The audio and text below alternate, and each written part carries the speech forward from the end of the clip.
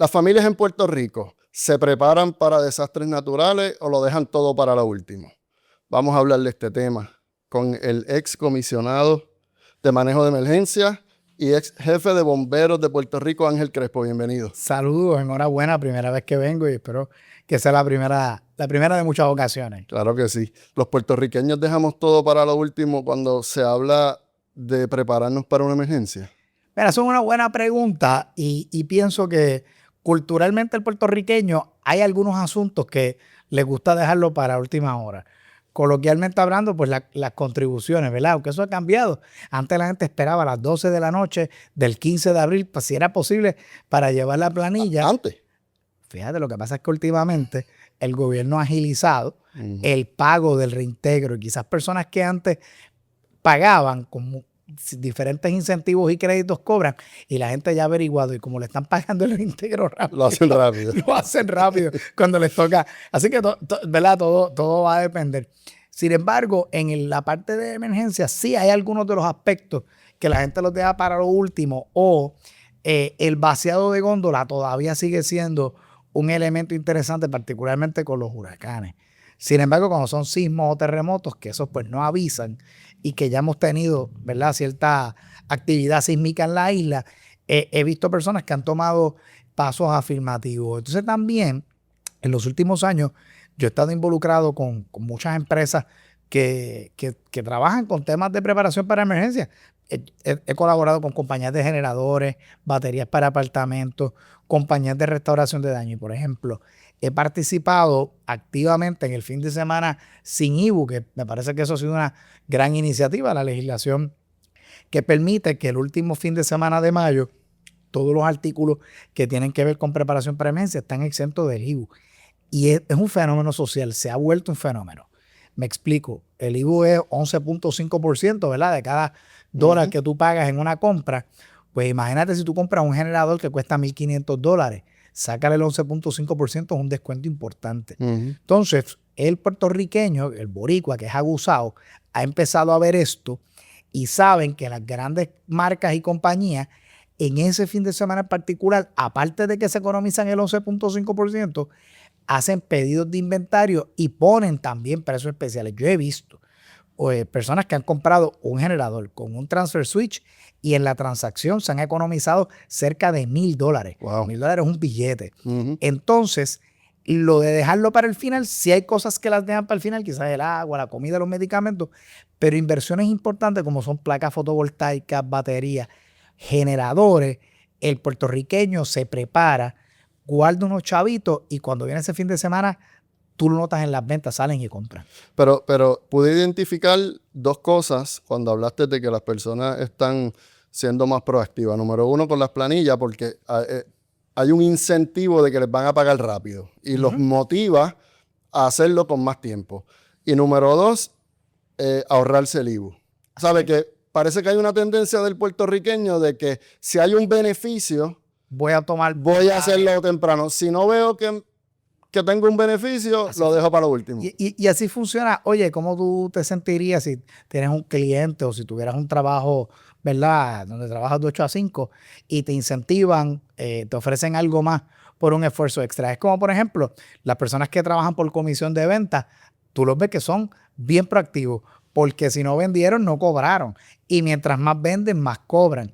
Entonces, pues así funciona en general. O sea, si tú le dices a la gente, si llena la planilla a tiempo y tiene X cantidad de niños, este crédito del trabajo, este crédito de niños, el sistema nuevo del Suri te deposita en 48, 72 horas. La gente va a querer tomar ventaja de eso, pero, claro. Pero ¿será algo cultural del puertorriqueño o el ser humano de por sí es así? Bueno, el ser humano de por sí yo diría que es así, pero el puertorriqueño cuando ve que tiene una oportunidad de algo que le beneficia, toma ventaja. Yo creo que también las circunstancias, ¿verdad?, de los años recientes, el efecto de la inflación económica, vivimos, ¿verdad?, bajo muchas presiones, aumentos de energía, aumentos en el costo de peaje. Oye, y naturalmente uno como ser humano, cuando puede estirar ese pesito en beneficio de su familia, va a buscar cómo hacerlo. Es interesante porque la temporada de huracanes es todos los años. Pero cuando anuncian un huracán, todo el mundo corre para para las tiendas y las góndolas se vacían, a pesar de que ya sabemos que viene la temporada de huracanes. Sí, mira, algo que un área para mejorar, que yo creo que la comunidad importantísima, es aprender a filtrar las fuentes de información de donde nos orientamos. Yo soy bien fan, admiro mucho a Rubén Blades, no solo por su música. Yo admiro a Rubén Blades por lo humanista que ha sido todas las manifestaciones. Él ha sido actor, él ha sido abogado, él ha estudiado, él ha producido. Y Rubén Blades, en una entrevista que le hicieron, yo escuché que él dijo algo bien importante. Él dice, estamos en la era con más acceso a información en la historia de la humanidad. Sin embargo, estamos destinados a pecar de ignorancia. Porque entonces el video corto es el que queremos ver. Alguna gente ya no le gusta leer, por ejemplo. O si les gusta leer, pero entonces, ¿qué escogen? Y entonces, por ejemplo, y lo digo, me toca muy de cerca, con familiares y vecinos. Yo que me dedico profesionalmente a esto, de momento me preguntan, mira, que están diciendo por ahí que viene un temblor. Y yo, ¿de cuándo acá se predicen los temblores o los terremotos? Es que yo por WhatsApp escuché una voz de alguien en un mensaje que le envió al otro y al otro. Y yo le digo, Dios mío, todavía usted, y eso es bíblico en la palabra. O sea, uno tiene que ser sabio y tiene que ser prudente en qué escucha. Hay unas fuentes oficiales de información que nos van a decir, por ejemplo, en temporada de huracanes, unos pronósticos, cuántos sistemas se pueden formar, en qué época, qué condiciones se están dando en los océanos, y ningún pronóstico te va a decir qué día y a qué hora va a pasar un huracán por Puerto Rico. Eso lo vamos a ir viendo según se investiguen cada uno de estos fenómenos. Pero, como le explico yo siempre a la gente en mi práctica como consultor, cuando tú estás trabajando con manejar incidentes, emergencias y demás, no te preocupes. La gente se preocupa. Hay que ocuparse. No te preocupes de si va a venir un huracán. Ocúpate de lo que tú puedes controlar. Y precisamente eso es lo que me motivó al proyecto que estoy lanzando, que es nuestro libro Emergencias y Desastres, es a que, mira, no dejes que la ansiedad, que el enemigo se te meta en la cabeza a dañarte todo. Yo sé que este programa tiene una gran audiencia conservadora. Yo soy una figura creyente y en la palabra lo dice. Hay salmos que nos hablan de cuando la tierra tiembla, creo que es el 46. Dice que no te preocupes. ¿Sabes? Dios tiene todo en control. Ahora, ocúpate de lo que tú puedes controlar. ¿Qué tú puedes controlar? Por ejemplo, si tú vives solo, o vives con tu pareja, esposa, o vives con tu esposa y varios hijos, ¿cuántos galones de agua tú puedes tener en tu casa? Eso tú lo puedes controlar, pero tú puedes decir, ven acá, déjame mirar qué dicen las guías. 1 galón de agua por persona por día de agua potable es suficiente para satisfacer las necesidades básicas de un ser humano. Oye, pues en mi casa somos 2, pues yo quiero tener 1 galón por persona para por lo menos 10 días, si eso es lo que tú consideras crítico. Y entonces tú vienes y almacenas 20 galones de agua. ¿Cómo lo puedes hacer? Hay muchos métodos. Tú puedes tener unos envases donde tú sepas que miden 1 galón o 5 galones y llenarlos con agua de acueducto. Si no te molesta el sabor del agua de acueducto de tu comunidad, es válido. Claro está, el agua de acueducto, aunque es potable, en algunas áreas pues tiene unos materiales sólidos disueltos que son más marcados que en otras áreas geográficas de Puerto Rico. Si te gusta comprar agua de X o Y marca, pues amén. Si haces como yo, pues yo tengo un familiar en el área sur de Ponce que su familia toda la vida llevan trabajando con filtración de agua y tienen agua que a mí me gusta. Pues yo tengo mis envases de agua y de qué yo me he ocupado. Y lo aprendí luego del huracán María. Esa fue de mis fortalezas, de las cosas que me salieron bien. Yo nunca carecí de agua, tenía agua suficiente para tomar. Pues mira, yo tengo 60 galones de agua, en cierto sentido, para emergencias, agua para tomar. Eso es sin contar otra cisterna que tengo de 600 galones. ¿Y por qué tengo 60 galones de agua? Regularmente cuando viene un huracán traigo un poco más. Los tengo guardados y los voy utilizando porque somos 5 personas. Mi esposa y yo, tres niños que ya son adolescentes todos y un perro, porque el perro es parte de nuestra familia y aunque es un perro pequeñito no toma tanta agua, pero yo me aseguro de tener también 1 galón de agua considerando que esa vida está bajo mi cuidado. Así que en términos generales uno se ocupa de lo que puedes controlar. El impacto que va a tener el huracán o por dónde va a pasar, no, pero cómo te preparaste, sí. Mientras habla, yo no sé si tienes el dato, pero de la población de Puerto Rico, ¿te atreverías a decir qué por ciento de la población lleva a cabo estos mecanismos de suministro en sus hogares? Mira, yo me atrevería a decir que mayoritariamente la comunidad, y te lo digo no porque tenga algún estudio o un dato, pero todo el año yo estoy adiestrando desde compañías privadas, algunas organizaciones comunitarias, y cuando tengo la oportunidad, cómo no, voy a vecindarios y le hablo a la gente de preparación y le voy preguntando a la audiencia, ven acá, ¿cuántos tienen agua aquí? ¿Cuántos tienen? Y entonces cuando voy mirando, yo me atrevería a decir que un 80 y tanto % de la población está mejor preparada de lo que pensamos. Wow. Y cuando les preguntas es porque el impacto del huracán María en su vida fue tan drástico que tomaron medidas con mucha seriedad. Claro está. Todavía observas, por ejemplo, Fiona, Ernesto, que fueron sistemas atmosféricos que pasaron después, y veías todavía la gente haciendo las filotas en las gasolineras. Vi personas vaciando góndolas. Todavía veo mucho pequeño y mediano comerciante que cuando ocurre esta situación empiezan a cobrar solamente con dinero en efectivo. Veo muchas áreas de mejora, pero yo diría que el puertorriqueño está bastante preparado. Sin embargo, veo un % de gente bien baja que tú le puedas decir, ¿tienes un plan de emergencia familiar por escrito? Muy pocos lo tienen. O empiezan a rascarse la cabeza y denota que aunque están mejor preparados que antes porque tienen muchos recursos, no tienen su plan organizado en un solo lugar. Y un poco eso es lo que estamos presentando en este proyecto, cómo puedes tener al alcance de tu mano todo lo necesario, desde analizar el riesgo de tu casa, analizar las necesidades particulares tuyas de tu componente familiar, qué debes reforzar en tu hogar, cómo vas a comunicarte cuando colapse el teléfono, cómo vas a recibir información, cuánta agua tienes, cuántos alimentos no perecederos y cómo los vas a preparar. Todo eso la gente no lo tiene a la mano y entonces viene otra parte importante, la información de tus cuentas bancarias. ¿Cuántas cuentas bancarias tienes? ¿Qué tipo de cuentas son? ¿En qué instituciones están?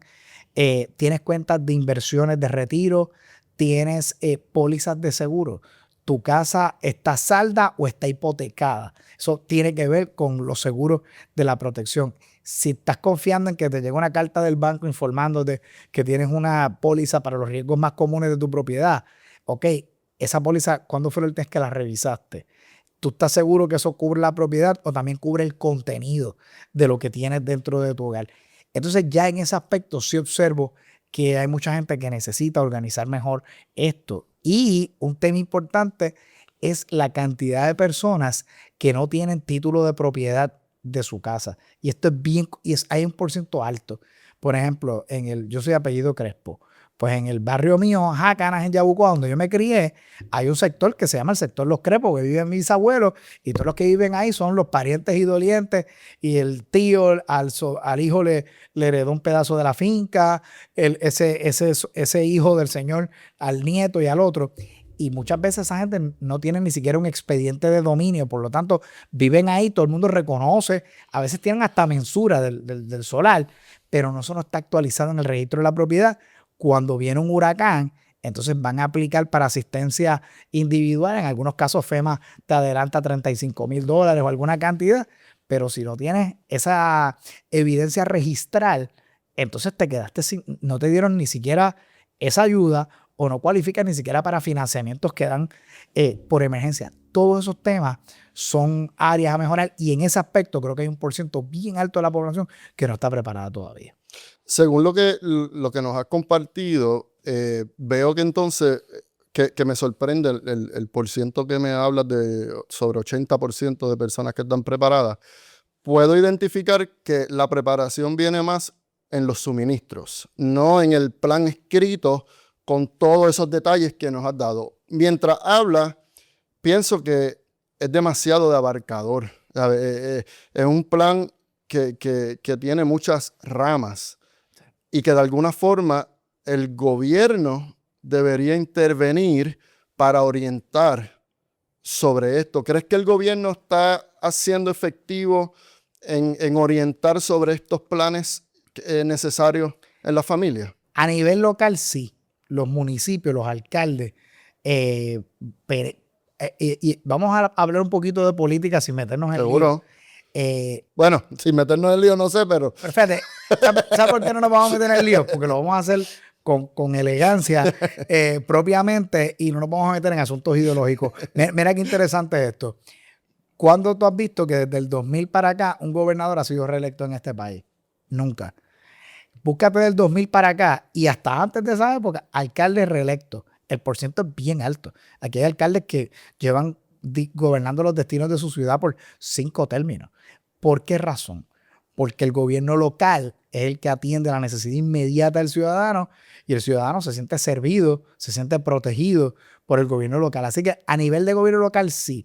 El gobierno estatal, pues naturalmente, al ser tan centralizado, en Puerto Rico somos bien paternalistas, nos gustan esas figuras de gobierno central y la gente celebra a los gobernantes, pero los gobernantes en un cuatrenio no pueden resolver otras crisis que en cierto sentido superan el alcance de la isla. Y por eso un gobernador en Puerto Rico es bien difícil que se presente para una reelección y si se presentara se erosiona mucho políticamente vis a vis con lo que ocurre en los municipios. Ahora bien, esto sí que voy a decir puede ser controversial, pero lo vamos a atender con mucha cordialidad y respeto. Ahora vámonos para la nación americana, de la cual nosotros somos un Commonwealth, que no es otra cosa que una relación de gobierno.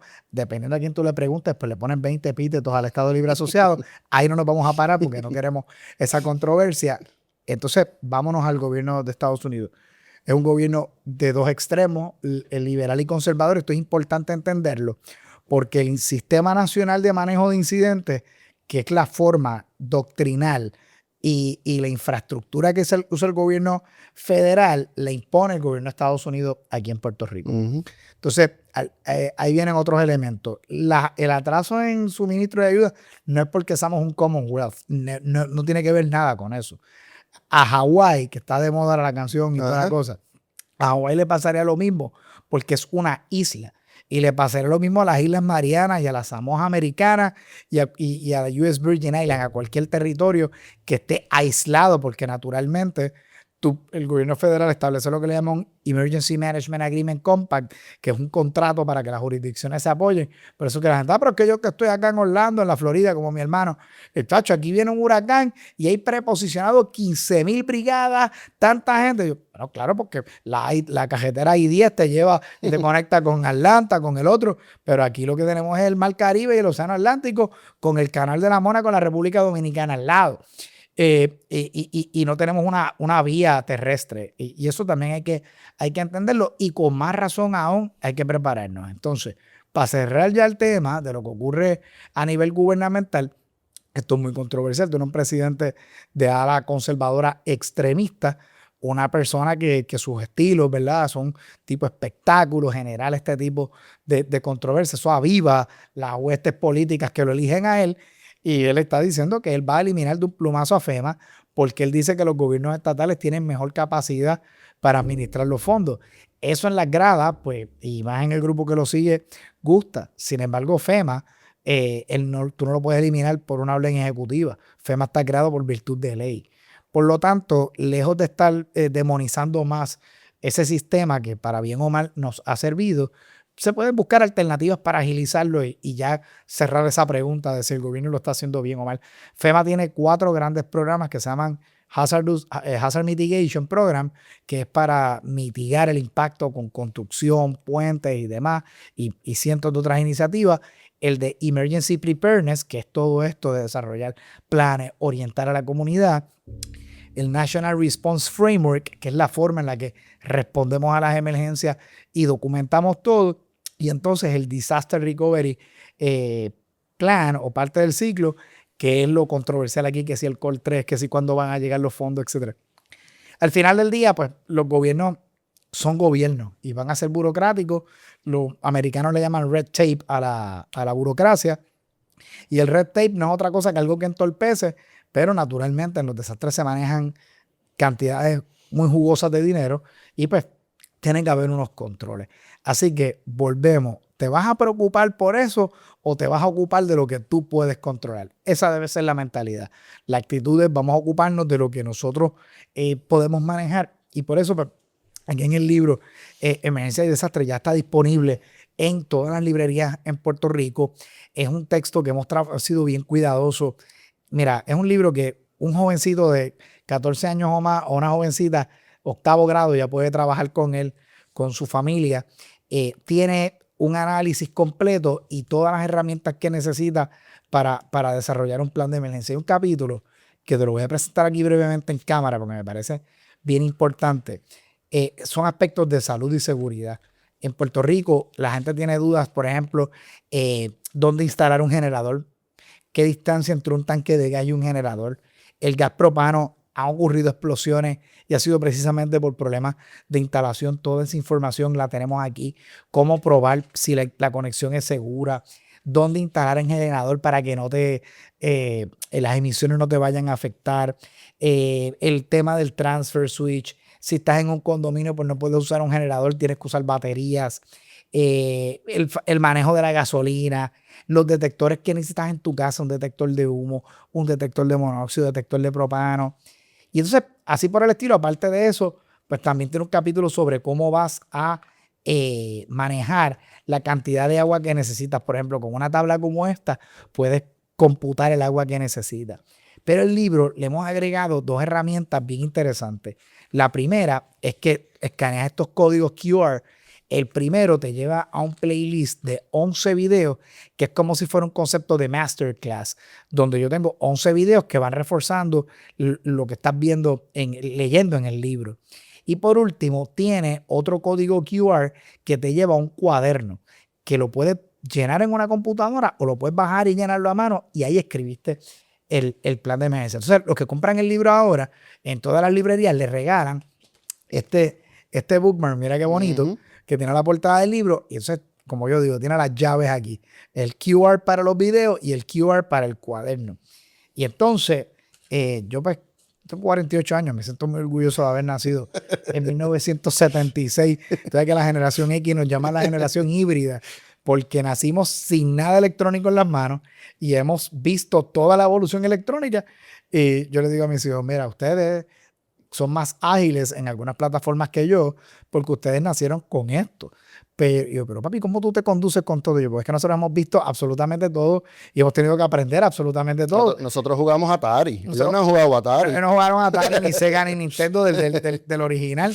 Y no tuvieron que hacer una tabla y un logaritmo en matemáticas con una regla y un lápiz, que son una tragedia. Ahora ellos son, es más, después de Excel con un spreadsheet. Pues nosotros nos criamos en la época en la que este mapa de trayectoria era bien importante.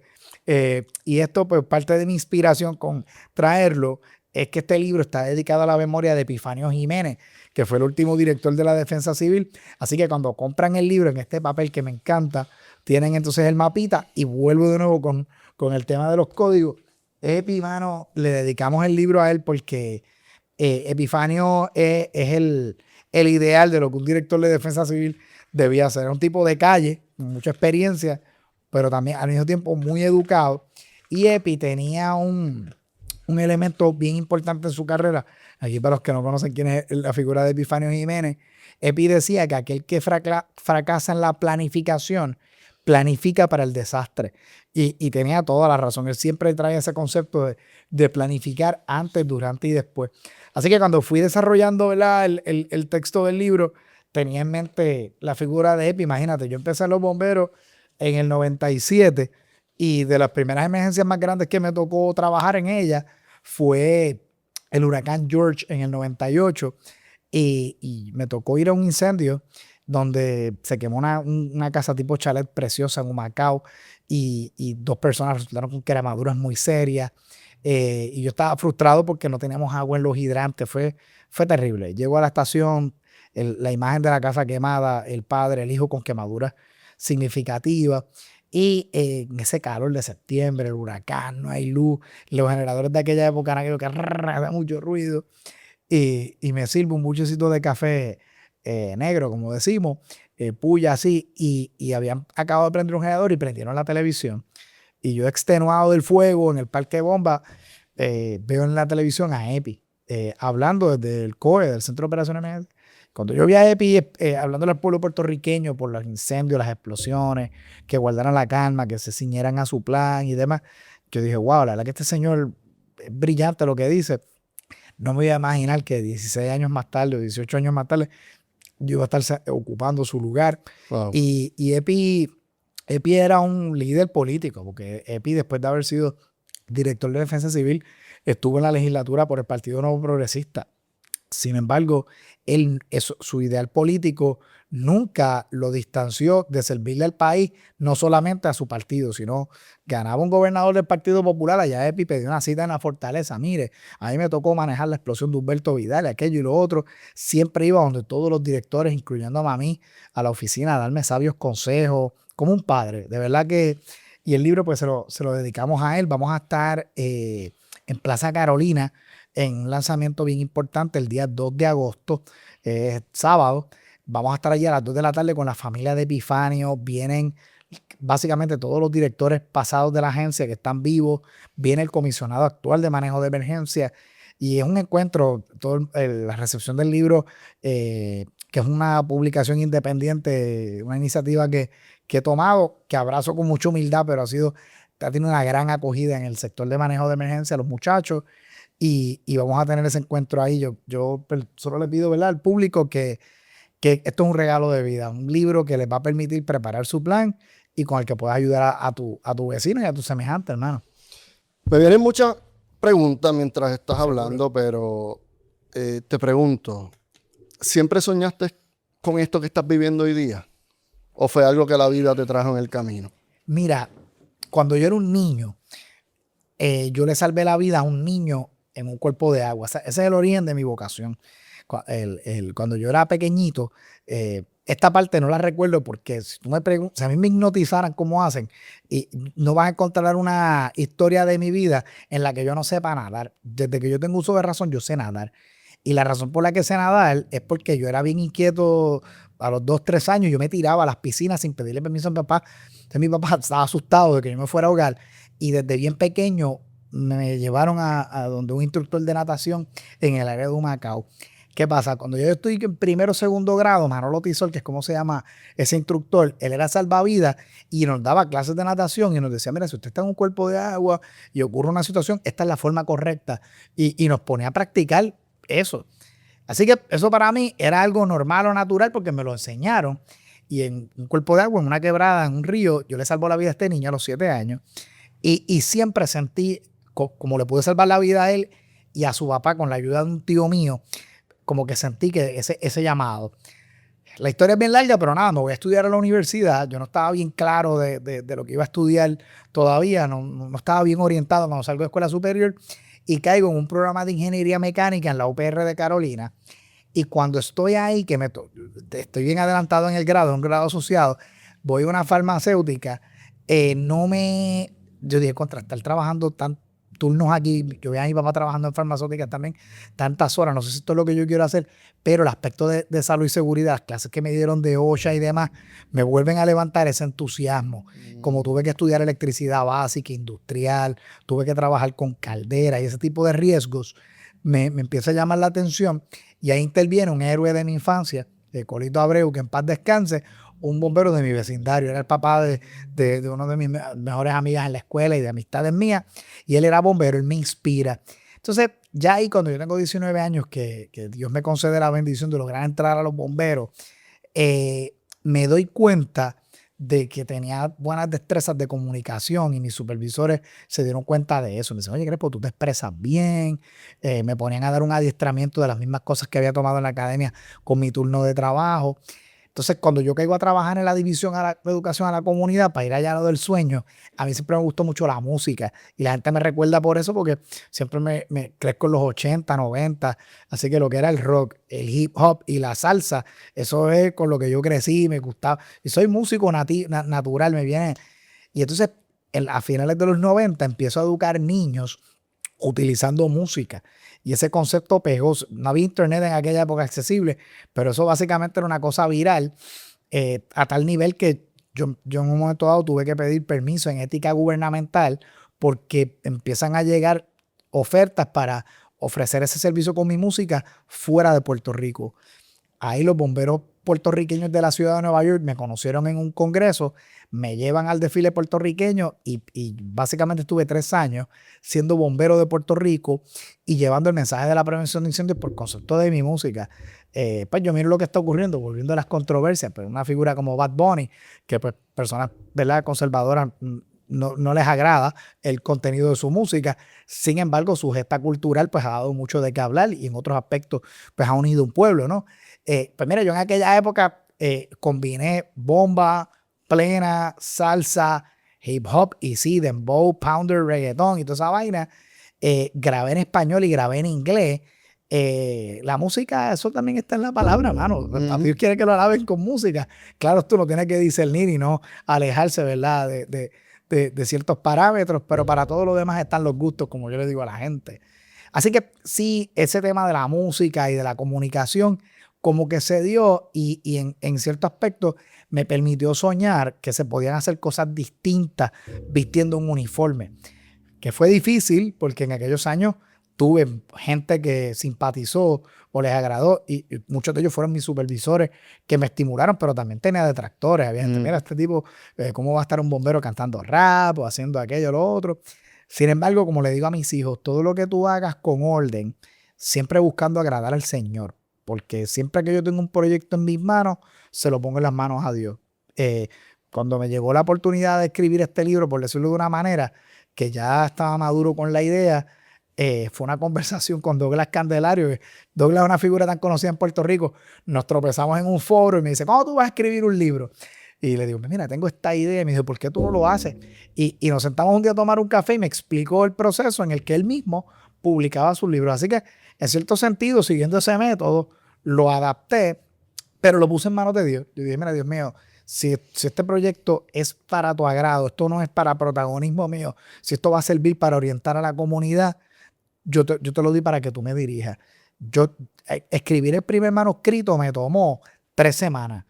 3 semanas fue un proceso bien especial. Yo estaba en mi casa, no tuve compromisos en esa semana, fue un verano, y por 3 semanas yo estuve levantándome a las 4:30 de la mañana, me tomaba un café y fue una catarsis. Yo vacié todo el libro completo sin usar ninguna herramienta de búsqueda. Una vez vacié eso, empiezo una investigación para validar temas y demás, empiezo a pasar por un proceso de edición y en el camino, fueron 2 años entre escribir el primer manuscrito, no es que estuve 2 años todos los días en esto, sino fui retomando el proyecto, pero te puedo decir que si soñé con esto, pues mira, para mí es un sueño lo que estoy viviendo, que yo haya podido servir 20 años sin haber tenido una lesión importante y salir airoso, ¿verdad?, de mi carrera, 1.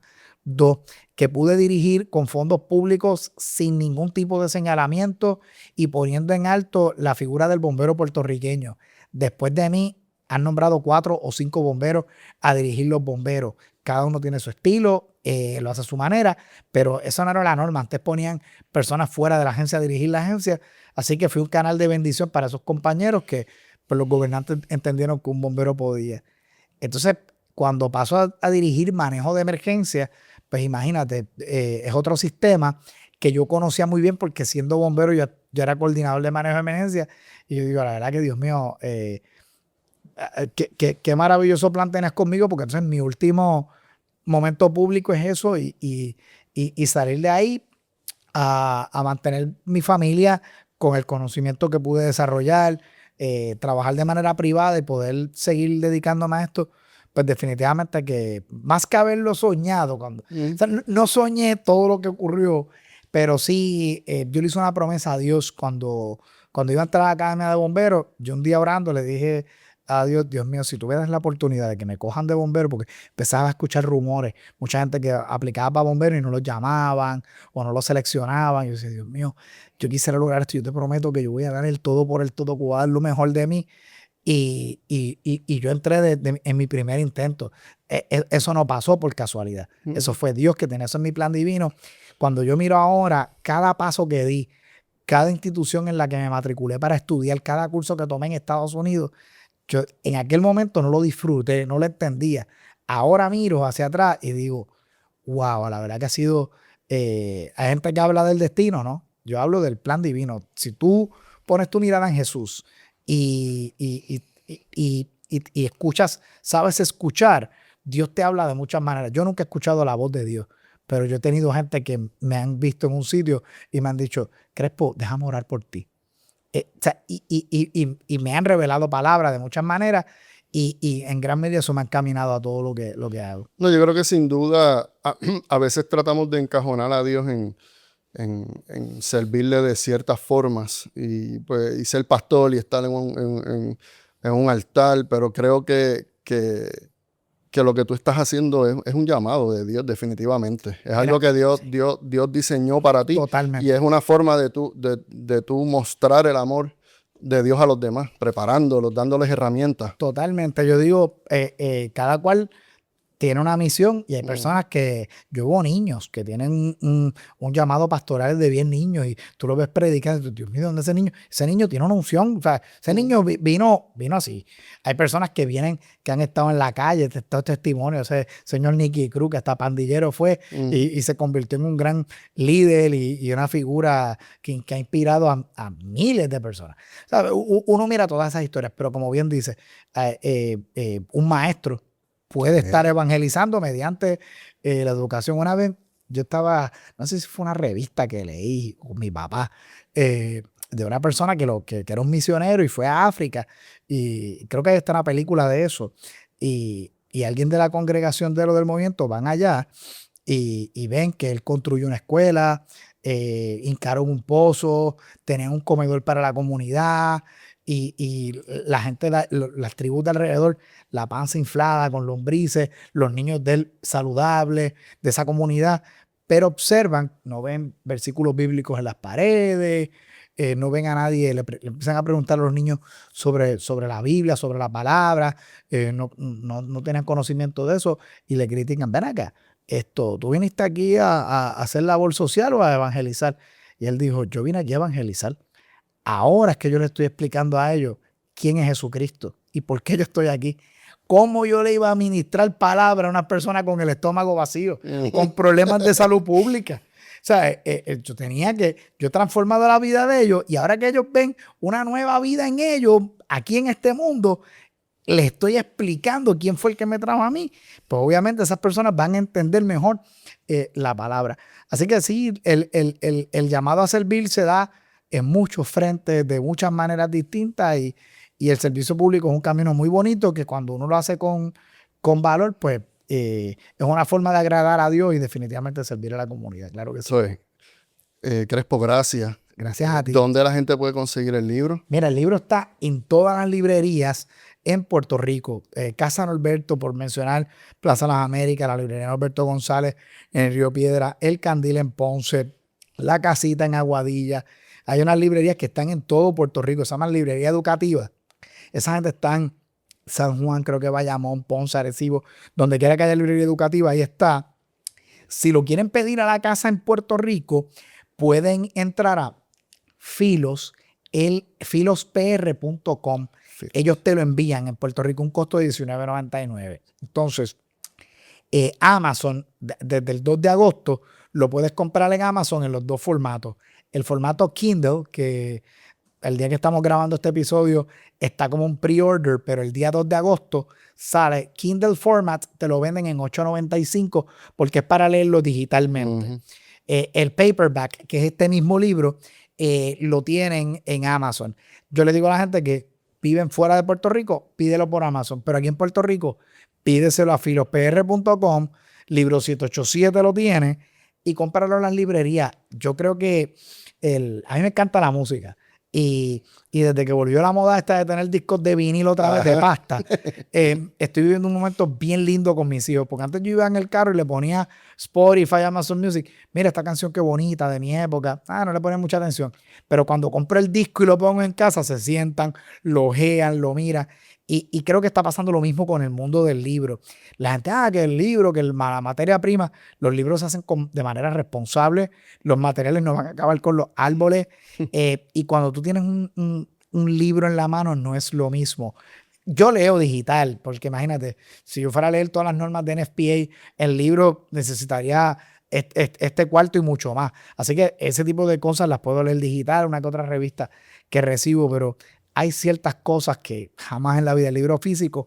Así que es un gran regalo donde, pues, vuelvo y te digo, puedes descargar el cuaderno, no sé si lo puedes manejar en digital, pero tener este libro que te dé dirección para preparar un plan de emergencia, cómo organizarte, pues yo creo que es algo bien valioso y nada, el precio es $19.95 en todo Puerto Rico. Eso es. Se me ocurre preguntarte Sí, 30 segundos. sí, claro que sí.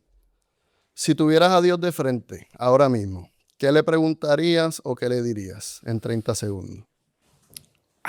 Wow, ¿por qué tiene tanta misericordia con el ser humano?